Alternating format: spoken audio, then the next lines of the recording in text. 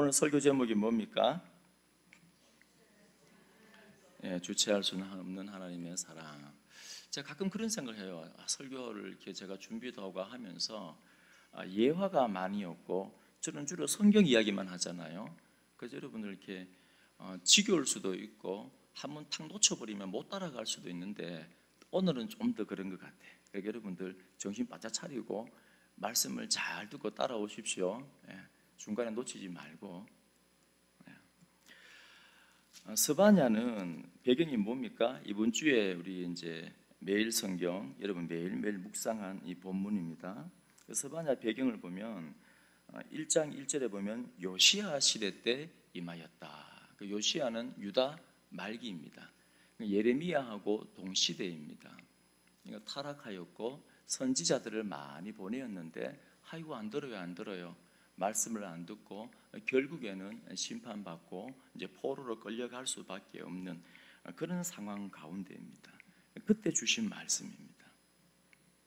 그러니까 하나님의 이 진노가 너무 크기 때문에 요시야는 개혁을 하긴 했습니다. 마지막 개혁자입니다. 개혁의 동기가 뭐냐 하면은 우연히 성전에서 두루마리 율법책이 발견이 되어집니다. 이 하나님의 말씀을 들을 때 펑펑 울고 가슴을 찢고 옷을 찢으면서 이래서 우리나라가 지금 기울어져 가는구나. 이래서 망할 수밖에 없구나. 그래서 이러면 안 된다 하고 6월절도 예배도 회복하고 막 기획을 합니다. 그런데 어떻습니까? 이미 늦었어요. 터널 속에 들어가 버렸습니다. 그래서 스바냐는 1장 2절부터 굉장히 강력한 심판의 메시지가 나옵니다. 오늘 말씀은 이 심판의 메시지가 우리에게 어떤 의미가 있는가 굉장히 중요한 의미가 있습니다. 그리고 그럼에도 불구하고 오늘 설교 제목처럼 하나님은 이 주체할 수 없는 사랑을 가지고 우리를 바라보고 계시고 함께 하십니다. 그래서 오늘 설교를 통하여서 우리 성도님들 힘을 내십시오. 이 스바냐 시대처럼 사실은 어떻게 보면 이 한국 교회가 이렇게 참 어떻게 보면 긴 터널 속에 들어간 것 같고 우리 성도님들의 삶을 봐도 죄로 오염되어진 이 세상 가운데 참 힘든 많은 문제들과 그 여정들을 겪고 있습니다. 그런데 우리가 힘을 낼 수 있는 것은 담대할 수 있는 것은 나를 향하신 이 주체할 수 없는 그 사랑을 가지고 계시는 그 하나님이 내 곁에 계시기 때문입니다. 자, 먼저 이 심판을 받는 이유가 뭐냐? 많이 있지만은 아주 간단하게 쉽게 말씀드리면은 교만하기 때문에. 교만이 뭐냐? 이것도 참 복잡하지만 너무너무 쉽게 설명드리면은 하나님을 최우선으로 여기지 않는 것이 이 교만입니다. 하나님을 최우선으로 여기지 않는 것이 이 교만입니다. 그러니까는 이스라엘 백성들도 하나님을 최우선으로 여기지 아니하니까는 어떤 일이 일어납니까? 하나님만 섬기는 것이 아니라 하나님만 유일한 전능자이신데 우상도 같이 섬기는 겁니다. 이 교만에서 다 나온 거예요. 하나님을 최고로 해야 되는데 만몬이 최우선 순위였습니다. 그렇다고 이 사람들은 하나님을 버린 건 아니에요. 왜냐하면 안식일마다 제사를 지냈기 때문에. 그러나 하나님의 관점에서 바라보면 하나님을 버린 겁니다. 왜요? 하나님을 최우선으로 여기지 않는 그 교만함들은 하나님을 인정하지 않는 것과 같은 것입니다. 이스라엘 사람들은 틈만 나면은 교만해집니다. 여러분 사사기 보십시오. 사사기가 참 이게 타락하고 심판받고 징계받고 회개하고 돌이키니까 다시 평화가 오는데 또 평화가 오니까 또 교만해지고 이 악순환이 사이클 7번 돌아가지 않습니까? 나중에 그 사사기 17장에 가보면 참 기가 막힙니다. 이게 도대체 하나님을 믿는 백성인지 아닌지 구별이 안 돼요. 이게 미가라는 사람이 어머니의 은 1,100을 훔칩니다. 나중에는 들킬 것 같으니까는 벌려줘요. 그 어머니가 돈 은 1,100을 잃었다 찾았는데 하나님 앞에 감사하면 되는데 얼마나 이게 교만하여서 타락하였는지 뭐 하냐 하면은 우상을 만들어요. 이제 기가 차잖아요. 그런데 그 아들 미가는 어떻게 합니까? 야, 이 우상이 있는데 이 제사장이 있어야겠다. 그 돌아다니는 레위 젊은 청년을 데리고 와서는 너는 우리 신의 제사장이 되어라. 그 레위인도 되게 웃기죠. 아니, 하나님의 제사장이 되어야 되지 어떻게 우상의 제사장이 됩니까? 엉망진창이죠. 그런데 어느 날 단지파가 지나갑니다. 이 단지파가 지나가면서 더 웃기는 일을 합니다. 그 우상을 보고 탐이 나요. 그 우상을 훔칩니다. 그것도 위협을 해요. 너 죽는다. 그리고 그 레위 우상 제사장도 함께 데리고 가는 거예요. 도대체 이게 입으로는 하나님, 여호와, 그런데 너무나 이 교만함으로 변질되어지니까 이게 완전 엉망진창이에요. 그러니까 사사기는 뭐라 합니까? 내 소견에 옳은 대로 행하는 시대였다. 그러니까 내가 만몬이 가장 우선순위였는 거예요. 이스라엘도 마찬가지고 이방도 마찬가지입니다. 하나님이 얼마나 많은 선지자들을 보냈습니까? 아무리 하나님께서 말씀을 해도 하나님의 말씀보다는 다른 것을, 내 생각을 더 우위에 둡니다. 그러니까 무너질 수밖에 없는 거예요. 오늘 말씀도 여러분 스바냐서를 쭉 읽어보시면 아시겠지만은 2장 4절부터 7절까지는 이 블레셋에 관한 심판의 메시지입니다. 8절부터 11절까지는 모압과 암몬의 심판에 관한 말씀입니다. 12절에는 구스, 13에서 15절에는 그 당시에 영원히 망할 것 같지 않던 대제국 아수르에 대한 이 심판입니다. 그러니까 하나님은 1장 2절부터 한번 보십시오. 여호와께서 이르시되 내가 땅 위의 모든 것을 진멸하리라. 사람과 짐승을 진멸하고 공중의 새와 바다의 고기와 거치게 하는 것과 악인들을 아울러 진멸할 것이라. 멸절하리라. 그래서 이스라엘만 교만하여져서 심판받는 것이 아니고, 다시 돌아오셨어요. 2장에 보시면은 블레셋도, 모압과 암몬도, 구스도, 아수르도 다 심판을 받는 겁니다. 근데 그 심판을 받는 이유가 뭡니까?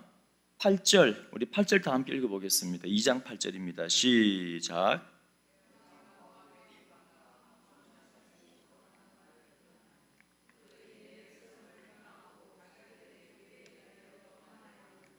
예. 결국에 이방도 이스라엘도 뭐냐면 심판받는 이유가 뭐냐면 하나님이 가장 싫어하는 게 뭡니까? 오늘 여러분 똑똑히 여러분 머리로만 알지 말고 오늘 가슴으로 아는 은혜가 있기를 축원드립니다. 하나님이 가장 싫어하는 거, 결국에 심판할 수밖에 없는 게 뭐냐면 이 교만입니다. 교만. 10절도 한번 보십시오. 그들이 이런 일을 당할 것은 그들이 만군의 여호와의 백성을 회방하고 어떻게 되었다고요? 예, 교만. 암몬 자손과 이 모압 자손은 어떻게 보면 참 서글픕니다. 왜냐하면 이 사람들의 조상이 누굽니까? 아브라함의 조카 롯이죠. 롯은 당대 의인이었다라고 말합니다. 그런데 이 소돔 성이 멸망당할 때 아브라함이 중보 기도를 통하여 천사들이 가고 하나님께서 어떻게 합니까? 이 소돔과 고모라가 곧 불심판을 당한다, 나오너라. 근데 그 사위들은 어떻게 생각합니까? 농담으로 여겼더라. 아이고 아버님, 이렇게 날씨가 좋고 소돔이 그 당시에 굉장히 부자 도시거든요. 이렇게 경제 대국이 되었는데 대한민국이 어떻게 망합니까? 하고 비웃는 거예요. 농담을 얘기했다는 말은 비웃는 겁니다. 어떡합니까? 그래 딸 둘이하고 아내하고 나오는데 뒤돌아보면 안 돼. 미련 가지면 안 돼. 이 불심판으로 사라질 세상에 미련 가지면 안 돼. 그런데 이 아내는 어떻게 됩니까? 저 좋은 내게 만족을 준 이 도시를 잊을 수가 없는 거예요. 나오면서 참 미련이 되어 돌아보니까는 이 소금 기둥이 되어버린 겁니다. 그렇게 소돔에서 롯이 구원을 받았는데 그 롯의 후손이 모압과 암몬이잖아요. 그런데 이들이 결국에는 회개하지 못하고 이 교만하여져서 9절 보십시오. 그러므로 만군의 여호와 이스라엘의 하나님이 말하노라. 내가 나의 삶을 두고 맹세하노니 장차 모압은 소돔 같으며 암몬 자손은 고모라 같을 것이라.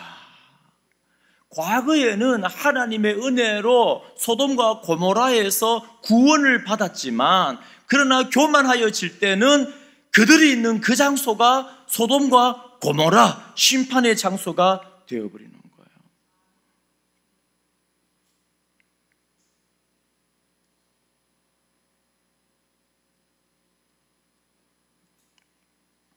얼마나 마음이 아픕니까? 그 장소가. 그래서 그들이 소금 덩어리가처럼 되어버리겠다. 이 교만은 하나님이 매우 매우 싫어합니다. 왜냐하면 교만하다는 것은 하나님의 말씀을, 하나님을 최우선으로 듣지 않는 겁니다. 자, 3장에 넘어오셨어요. 3장 2절 한번 보십시오. 그가 명령을 듣지 아니하며 교훈을 받지 아니하며 여호와를 의뢰하지 아니하며 자기 하나님에게 가까이 나아가지 아니하였도다. 왜요? 마음이 교만하니까. 7절 한번 보십시오. 7절 말씀 보면 내가 이르기를 너는 오직 나를 경외하고 교훈을 받으라. 그러니까 자, 하나님의 백성은 누구에게 교훈을 받아야 됩니까? 맞습니까? 다시, 하나님의 백성은 누구에게 교훈을 받아야 돼요? 하나님에게.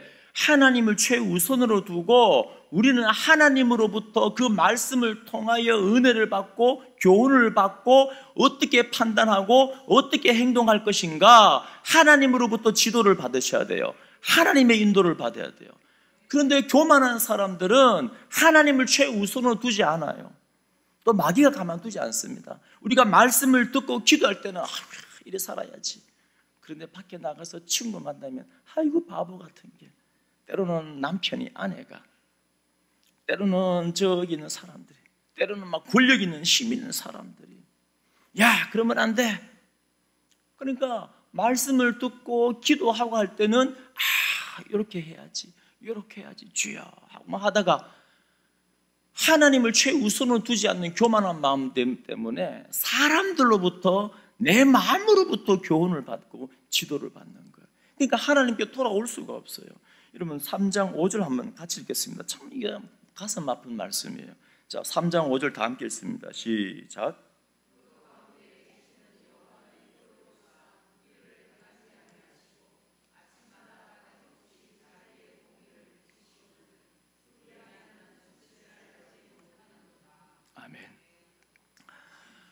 여전히 백성들은 타락하였고 여전히 백성들은 하나님의 진노 가운데 불순종하고 있지만, 근데 하나님은 의로운 분입니다. 하나님은 신실하신 분입니다. 하나님은 그 백성을 사랑해요. 그래서 5절에 그 타락한 백성들 가운데 있는 그 여호와는 의로우사 불의를 행하지 아니하시고, 자, 줄거 넣으십시오. 아침마다 빠짐없이 자기의 공의를 비추시거늘. 그냥 서글프잖아요. 여러분 아침이 되면 해가 뜹니까 안 뜹니까? 뜨죠. 오늘처럼 흐린 날도 해가 떴기 때문에 날이 밝아오잖아요. 여러분 평생 살면서 혹시 아침에 해 안 뜬 날 있습니까? 혹시? 없죠. 어김없이 반드시 해가 뜹니다. 그런 것처럼 하나님의 은혜는 한 번도 빠짐없이 매일 아침마다 말씀으로 여러분들에게 은혜를 안 주신 적이 없어요.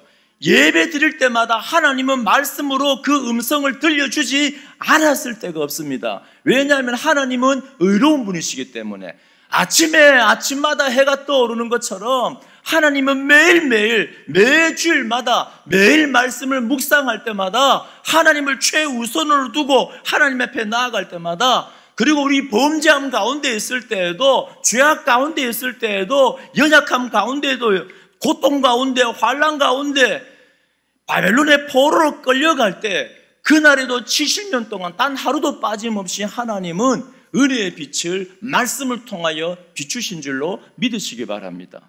그러면 하나님은 오늘날은 은혜를 안 주십니까? 오늘날은 은혜를 안 주십니까? 아니요. 지금 이 시간도 하나님은 여러분들에게 음성을 들려주시고 그 얼굴빛의 광채를 비추고 계시고, 지금도 변함없이 하나님은 한 번도 빠짐없이 은혜를 주었습니다. 우리가 왜 은혜를 못 느낍니까? 왜 못 믿습니까? 교만하여서. 내 생각이, 내 마음이 더 앞서기 때문에. 마음이 아프지 않아요? 슬프지 않아요? 우리 하나님은 은혜를 안 주신 적이 없어요. 근데 불의한 자는 수치를 알지 못하는도다. 왜 불의한 자는, 교만한 자는 수치를 모릅니까? 하나님의 은혜가 지금 이 죄악 가운데 있는, 환난 가운데 있는 이 백성들이 만약에 하나님의 은혜의 말씀을 들었더라면 제일 먼저 뭐가 나와요? 부끄러움이 나오죠. 아이고야, 내가 이렇게 죄를 지었구나. 여러분, 철로 역정에 제일 반복해서 많이 나오는 게 바로 그 내용이잖아요. 가짜 믿음, 영적으로 무지한 자와 참된 믿음을 가진 사람의 차이가 뭡니까? 겉으로 보면 다 믿는 사람이에요. 다 교인. 그런데 참 성도와 거짓 성도의 차이가 어디서 납니까? 수치를 하는 거예요. 부끄러움을 하는 겁니다. 하나님의 은혜가 임하니까, 주여, 내가 어찌 이렇게 죄를 지었는고, 아이고 하나님, 내 죄가 끝이 없네요. 이런 부끄러움을 알게 되어지고, 그래서 뭐가 납니까? 참 회개하게 되어지고 하나님께 돌아오는 거예요. 근데 교만한 자의 특징이 뭡니까? 아침마다 빠짐없이 공의를 비추었지만은 불의한 자들은 뻔뻔한 거예요. 마음이 굳었습니다. 회개를 못해요. 수치를 알지 못하는 거예요.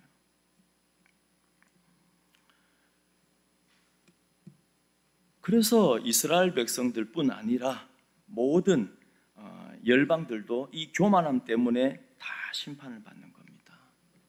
환난이 있는 겁니다. 자, 그런데 우리가 기억해야 되는 게 뭐냐면은, 하나님의 심판의 목적이 뭡니까? 다 없애버리는 겁니까? 여기 1장 2절에 보면 굉장히 무섭죠. 이 스바냐는 1절에 배경 딱 얘기하고 나서는 바로 굉장히 강력한 심판의 메시지를 선포합니다. 그런데 심판을 보면 3절 보십시오. 사람, 짐승, 공중의 새, 바다의 고기, 거치게 하는 걸 악인들 아울러 다 진멸한대요. 내가 사람을 땅에 멸절한대요. 굉장히 무섭죠. 이 내용이 뭡니까? 창조를 거꾸로 하는 것 같죠. 여러분, 노아 홍수 때 하나님께서 다 진멸하시는데 목적이 뭡니까? 목적이 다 죽이는 겁니까? 아니죠. 하나님의 심판의 목적이 뭐냐 하면은 회복입니다. 회복. 거룩의 회복이에요. 그래서 거룩한 자손 의인을, 욥의 후손들을 남겨두는 거예요.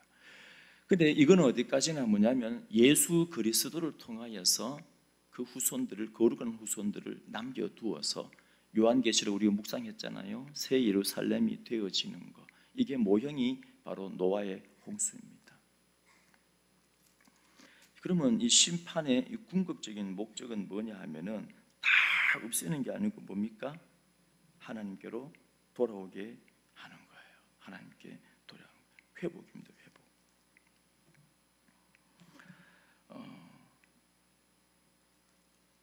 2장 11절 한번 보십시오. 자, 이렇게 암몬도, 블레셋도, 구스도, 아수르가 얼마나 교만하면 15절 한번 보십시오. 이는 기쁜 성이라 염려 없이 거주하며 마음속에 이르기를 오직 나만 있고 나 외에 다른 이가 없다. 야, 이거 누가 하는 말씀? 하나님입니다. 하나님. 아수르는 자기가 하나님 되었어요. 야, 나는 다 할 수 있어. 얼마나 교만합니까? 자, 그런데요, 하나님은 의로우시고 사랑이 많으십니다. 이렇게 교만했지만, 자, 11절 다 함께 읽겠습니다. 2장 11절 시작.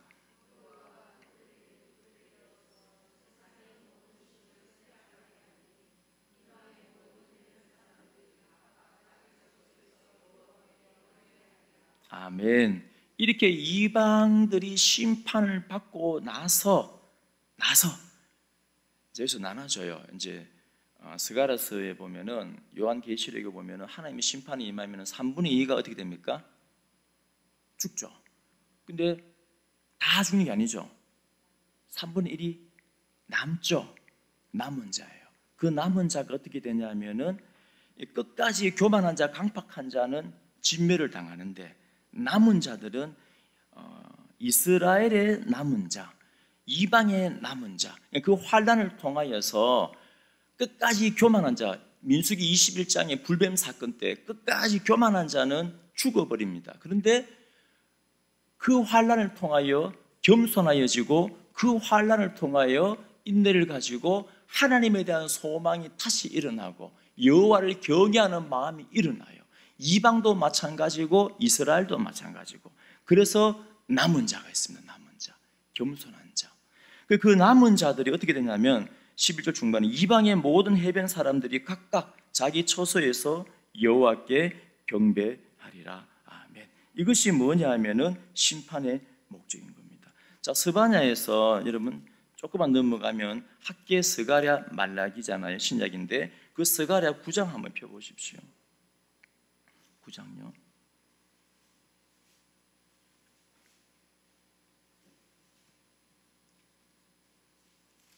스가랴 9장.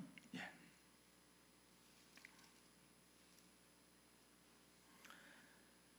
자, 9장 1절에 보면 여호와의 스가랴 9장 1절입니다. 여호와의 말씀이 하드락 땅에 내리며 다메섹에 머물 이방 땅입니다.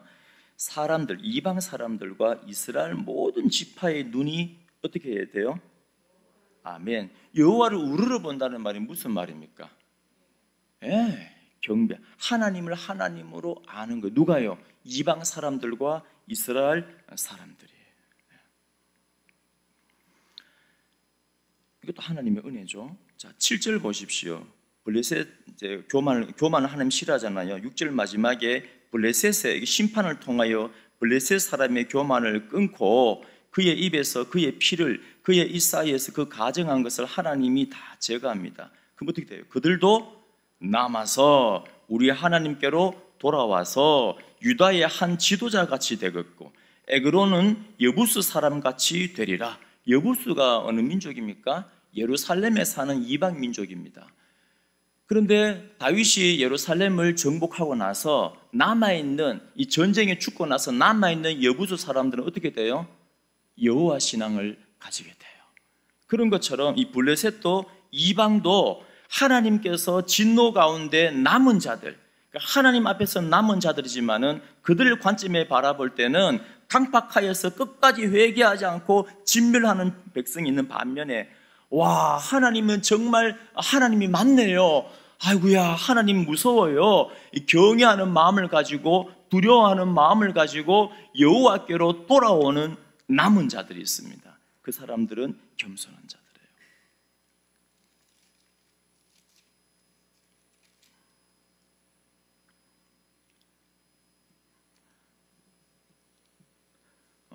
거기서 한 3장 넘겨서 스가랴 13장 8절 한번 보십시오. 스가랴 13장 8절. 성경책을 찾으면서 따라오셔야 돼요. 멍하게 계시고 눈 감고 계시는 분은 말씀 듣는 것을 포기한 거예요. 포기하시면 안 돼요. 따라오셔야 돼요. 눈 감고 계시는 분은 포기한 사람이에요. 포기한 사람. 말씀을 포기하면 안 돼요. 자, 13장 7절에 보면은 하나님이 심판의 메시지를 선포하잖아요. 자, 8절 보시면 여호와가 말하노라 이 온 땅에서 3분의 2는 멸망하고, 이게 에스겔에도 있고요. 요한계시록에도 이 말씀이 있습니다. 3분의 1은 거기 남으리니. 아멘. 자, 그러면 심판의 의미를 알겠죠. 자, 9절에 심판에 참된 의미가 나옵니다. 자, 9절 다 함께 읽습니다. 시작.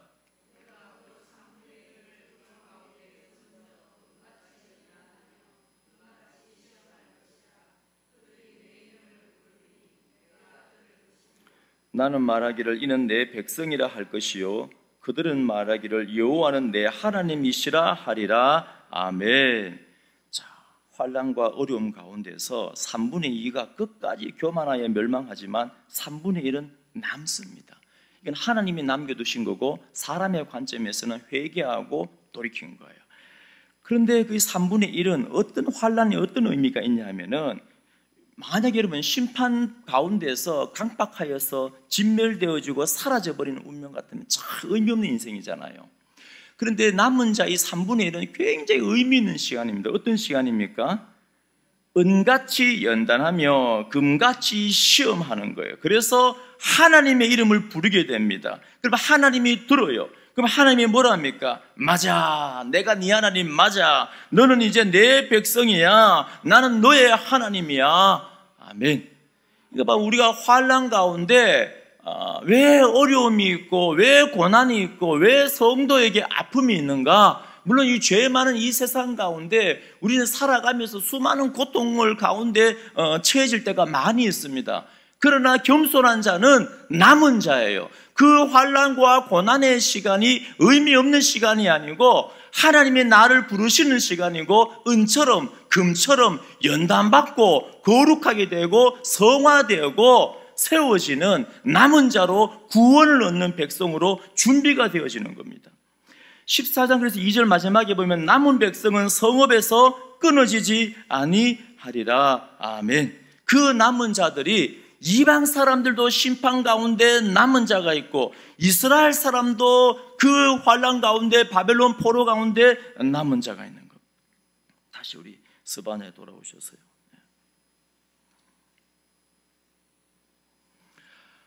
사랑하는 우리 모든 성도님들, 이 세상에 남은 자가 꼭 되시기를 축원드립니다. 하나님의 음성이 들리셔야 돼요. 매일 부어주시는 그 은총을 받으셔야 됩니다. 그러면은 여러분 괜찮아요.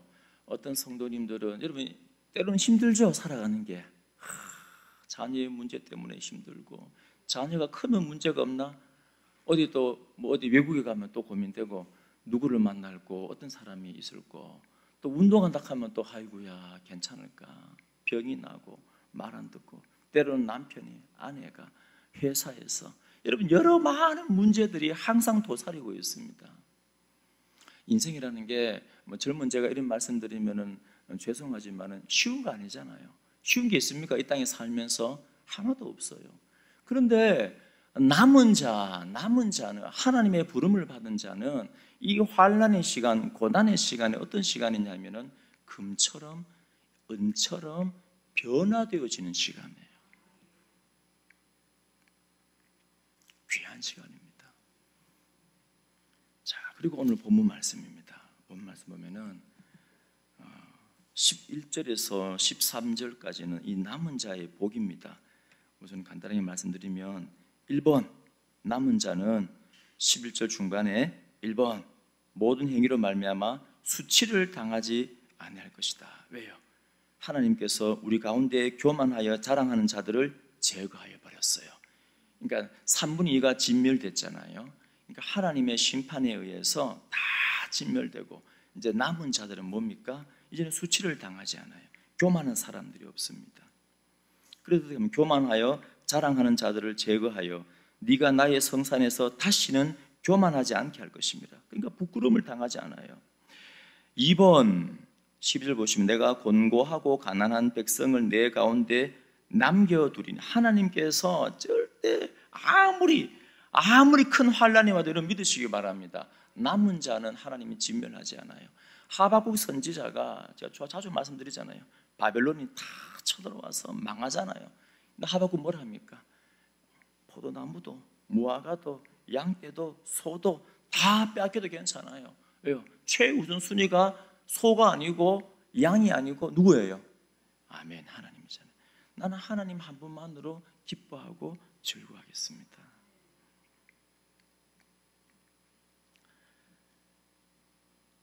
그래서 12절 중간 2번 여호와의 이름을 의탁하여 어떻게 됩니까? 아멘, 바로 그거예요. 바벨론이 쳐들어와도 전쟁이 일어나도 오직 의인은 믿음으로 말미암아 살리라. 그 남은 자의 특징 보면요, 공고하고 가난한 백성을 남겨둔대요. 교만한 사람들은 하나님이 안 남겨둡니다.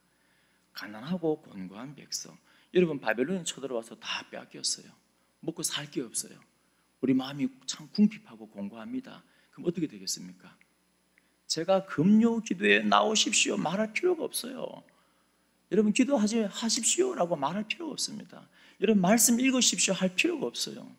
다 빼앗기고 전쟁통에 다 잃어버리면요 어떻게 살 겁니까? 어떻게 살아요?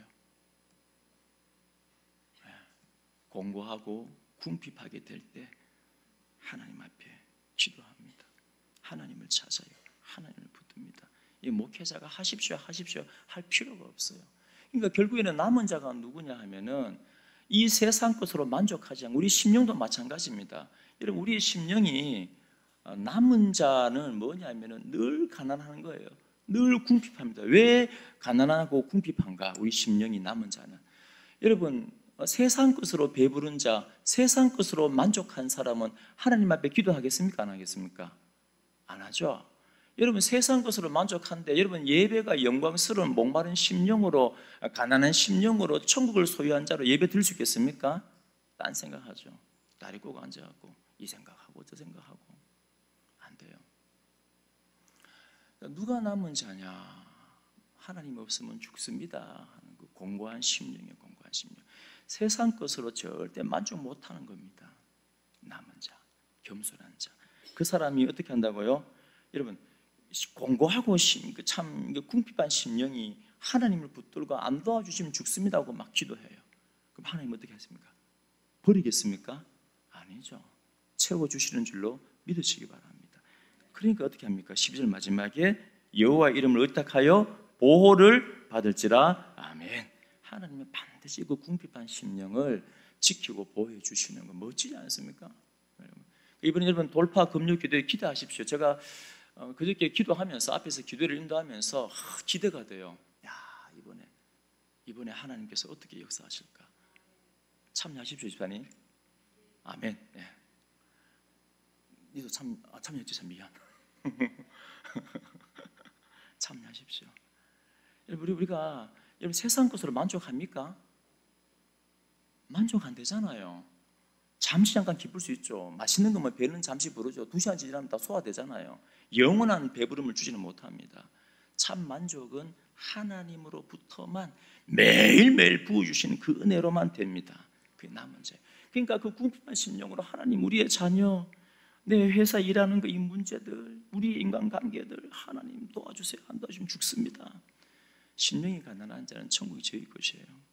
그래서 하나님 어떻게 합니까? 반드시 도와주는. 이게 남은 자의 특권이에요. 복입니다. 3번이 뭐냐면은 13절 마지막에 어떻게 합니까? 자, 이스라엘의 남은 자는 악을 행하지 아니하며 거짓을 말하지 아니하며 입에 거짓된 혀가 없고.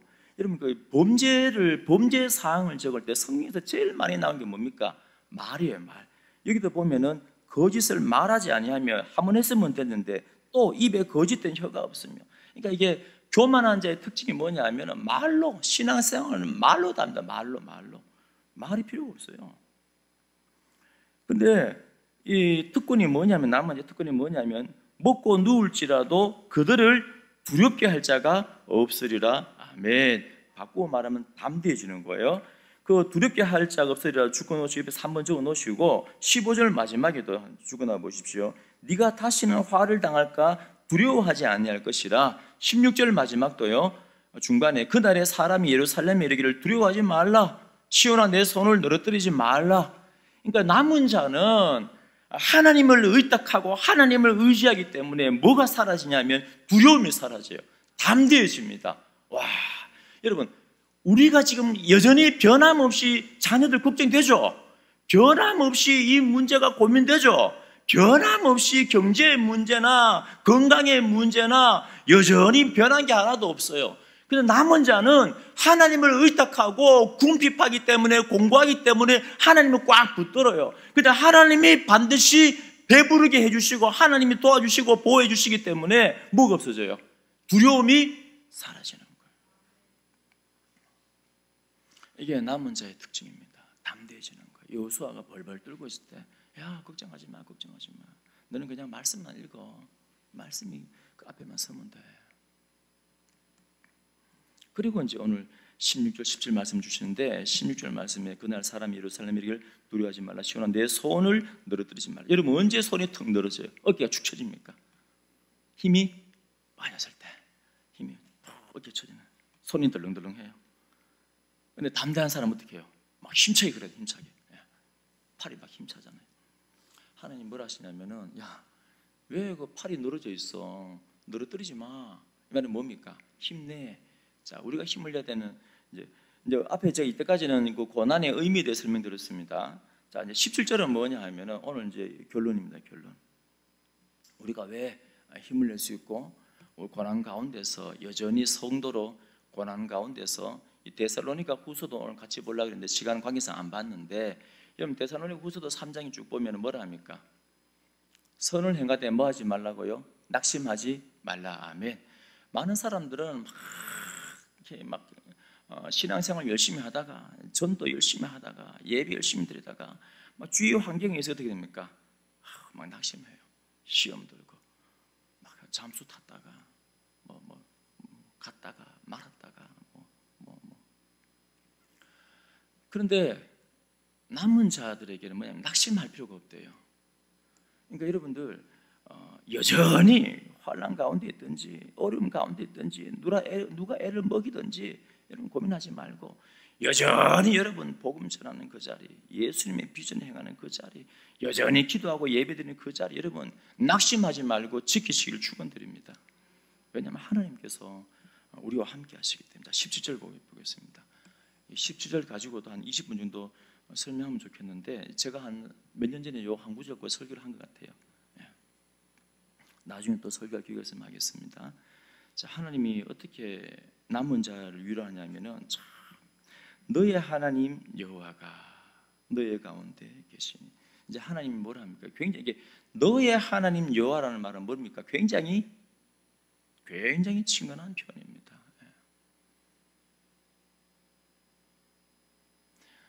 여러분 이게 지금 오래됐겠지만은 여러분 이렇게 부부간에 결혼하기 전에 연애할 때 막 사랑이 막 불처럼 타오를 때 여러분 가장 친근한 표현이 뭡니까? 나는 너 거야, 너는 내 거야. 굉장히 친근한 표현 아닙니까? 너무 오래돼서 기억이 안 나죠? 가장 친근한 표현이 뭐냐면은 내 삶은 너의 거야, 함께 한다는 거잖아요. 하나님께서 뭐라 말하냐면 진노 가운데 있지만 아니야 내가 너 미워하는 게 아니야. 얼마나 사랑하는데 나는 너의 하나님이야. 너의 하나님.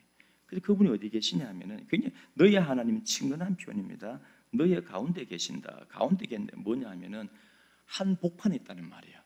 너의 삶 한 복판에 있고 네 마음 한 복판에 하나님이 있다는 거예요.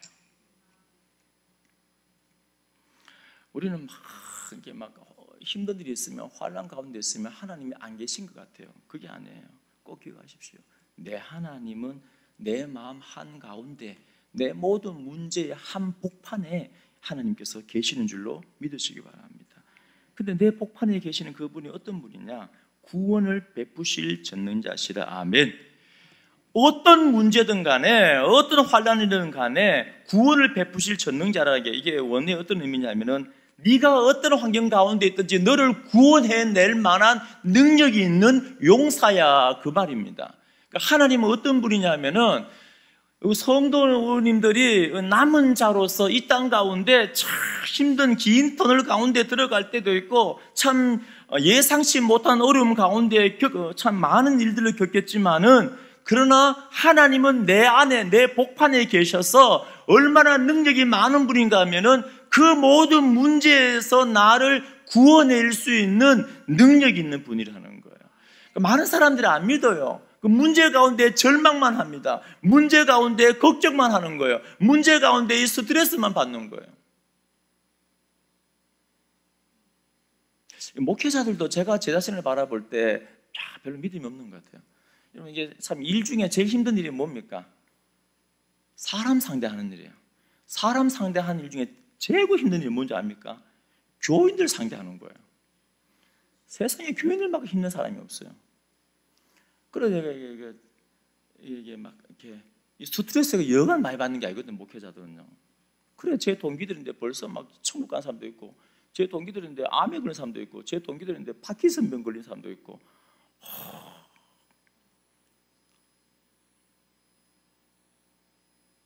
여러분도 아마 마찬가지. 여러분들도 이 땅을 살아가면서 막 스트레스 받아요. 막 받습니다. 받는데 여러분 오늘 이 말씀 꼭 기억하십시오. 나를 미워하기 때문에 하나님이 밀어넣은 게 아니에요. 나를 금처럼 은처럼 예쁘게 만들게 하기 위하여서. 그리고 이 상황 가운데 하나님이 모든 이 어려운 문제를 해결하고 구원해 주실 수 있는 구원자, 전능자, 용사라는 것을 보여주시기 위해 그런 거예요. 그러니까 여러분 낙심하지 말고 여전히 여러분들 그 자리에 서서 복음 전하십시오. 여전히 그 자리에 말씀 배우고 말씀 가르치십시오. 기도하십시오. 그리고 하나님이 왜 이렇게 나를 좋아하시냐면 그가 너로 말미암아 기쁨을 이기지 못한다. 주체하지 못하는 기쁨이에요. 여기는 뭐가 있냐면 지금 현재 이스라엘 백성들이 열심히 하나님께 효도했습니까? 40일 금식기도 했습니까? 아니죠.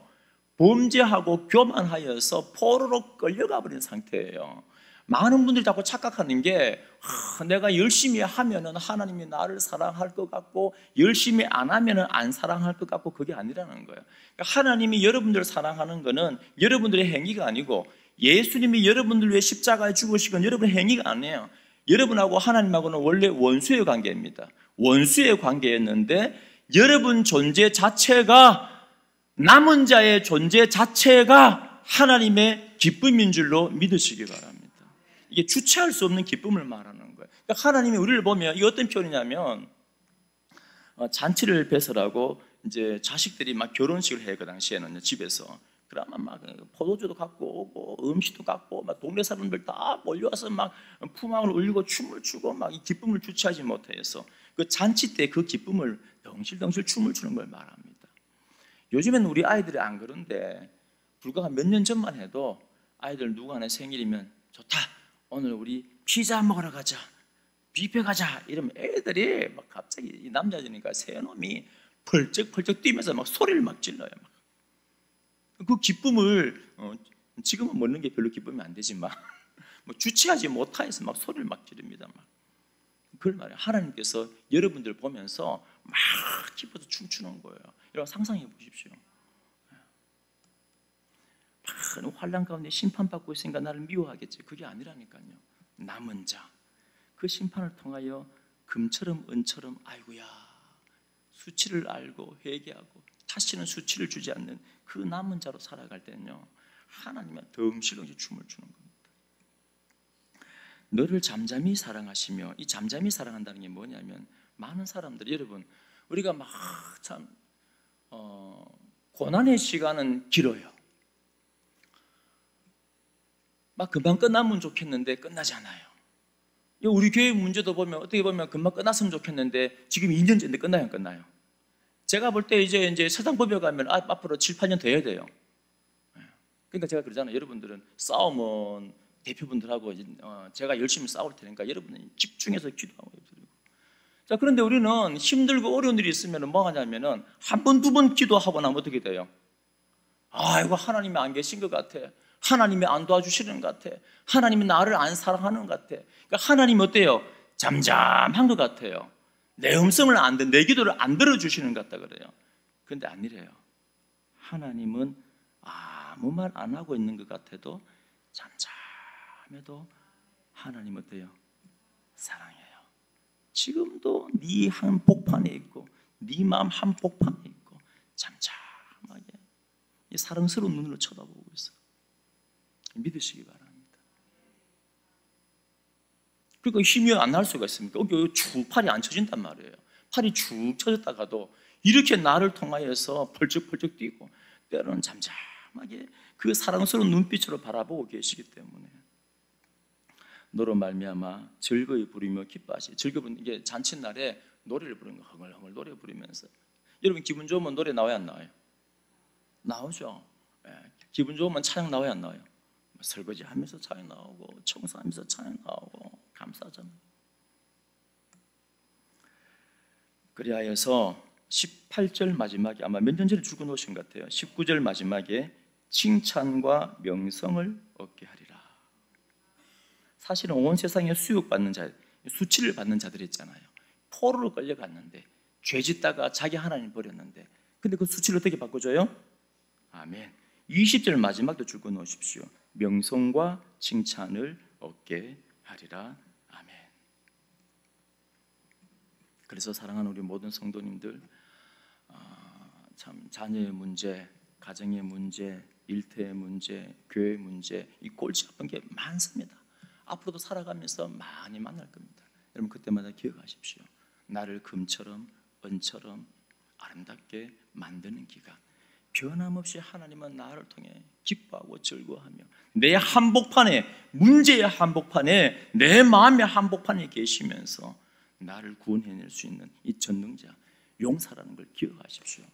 그래서 우리 성도님들도 힘을 내고 즐거워하고 14절에 시온에 따라 노래할지어다, 이스라엘아 기쁘게 부를지어다, 예루살렘에 따라 전심으로 기뻐하며 즐거워할지어다, 이렇게 말씀 붙들고 즐거워하고 기뻐하고 이 하나님의 사랑으로 인하여서 승리하는 믿음의 사람들 되시기를 축원드립니다. 우리 다 함께 일어나 찬송가 304장 하나님의 놀라운 사랑을 찬양드리겠습니다.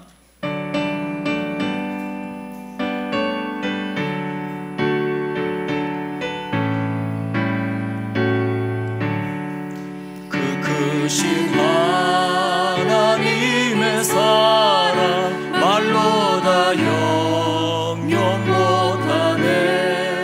저 높은 별을 넘어 이 낮고 낮은 땅 위에 죄범한 영혼 구하려 그 아들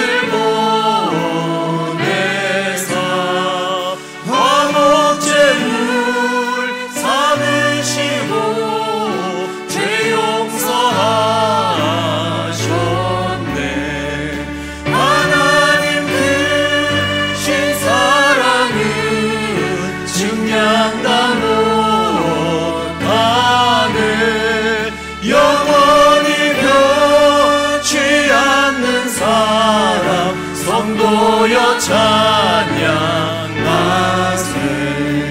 괴로운 시절 지나가고 땅 위에 영화 쇠할 때 주 잊지 않던 영혼들은 큰 소리 외쳐 울어도 주 믿는 사랑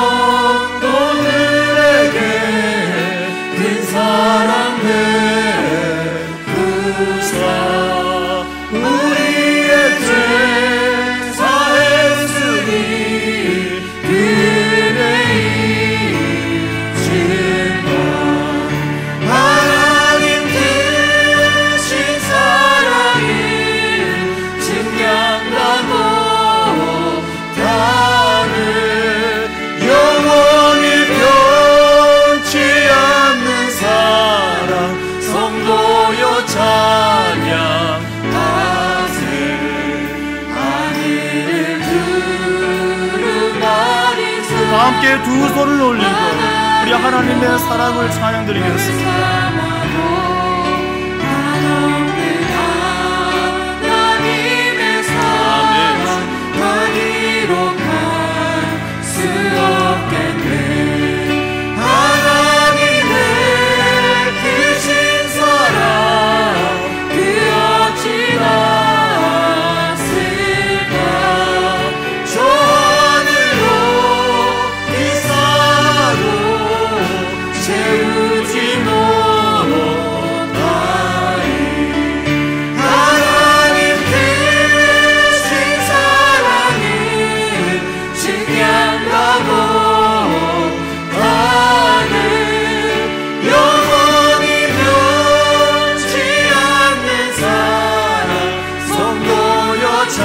한 번 더 하나님 크신 사랑은 하나님 크신 사랑은 증량하고 다는 영원히 변치 않는 사랑 성도여 찬양하세.